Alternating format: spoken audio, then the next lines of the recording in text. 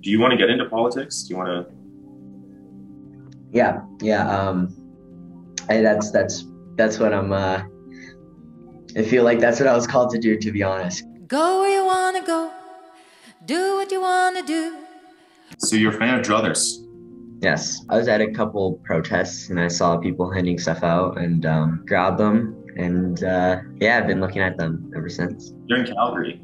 Yeah, I'm in Calgary. I'm also interested to know, kind of like from your perspective, how your life has changed since the pandemic began. It's been a tough ride for sure. It's affected me because I haven't been able to be in a public setting. It's affected my friendships and it's affected my family relationships a lot. Generally, there was a couple things that you could speak about, which was religion, politics, and money. And now you can add vaccines to that list. That's something that divides a lot of people. It's destroyed quite a bit of relationships. I've had a couple family members who all the same things that the media was telling them just all got to them, and the exact same thing was repeating in every single media source, where it really started to affect some of my family, and they saw that as if you didn't agree with that, then you were simply insane or you weren't too smart or educated at all, and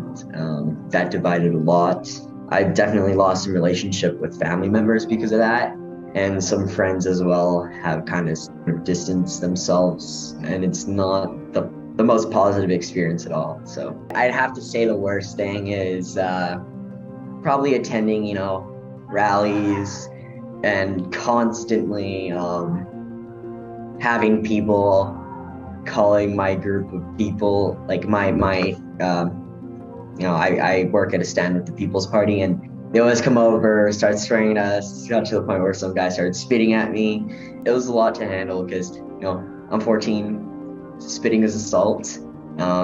Cops were right there next to the situation when it happened. They didn't do anything. So it was, it was just frustrating to see law enforcement so laid back, but again, when they see something that they're told that is bad, they automatically pounce on it. It's not the way Canada should work, in my opinion. We need to really take a step up in our free speech, and we need to protect our free speech and our freedoms. The stuff that we're going through after this, we need to be more awake. There are still a lot of things. It's not fair that you guys are thrown under the bus all the time. I was reading this article this morning saying some 87-year-old got druthers in the mail, and they were like, oh, I found this so frightening. This is so disheartening to see Canada like this. And they share those opinions because it's forced on them by all the other mainstream media. When you're forced to believe one thing, that's all you believe. Just look at North Korea. They believe that this guy is God. They seriously believe that because that's all they've been told. They haven't seen any other opinions.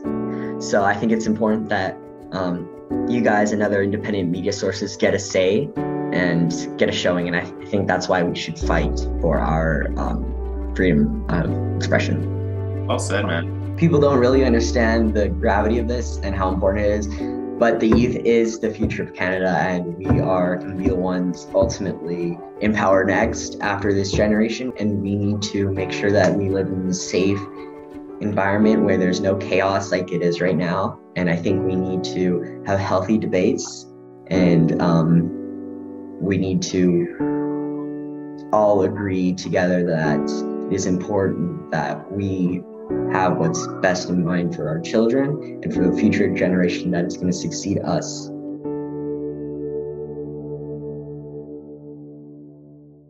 Be who you wanna be in free.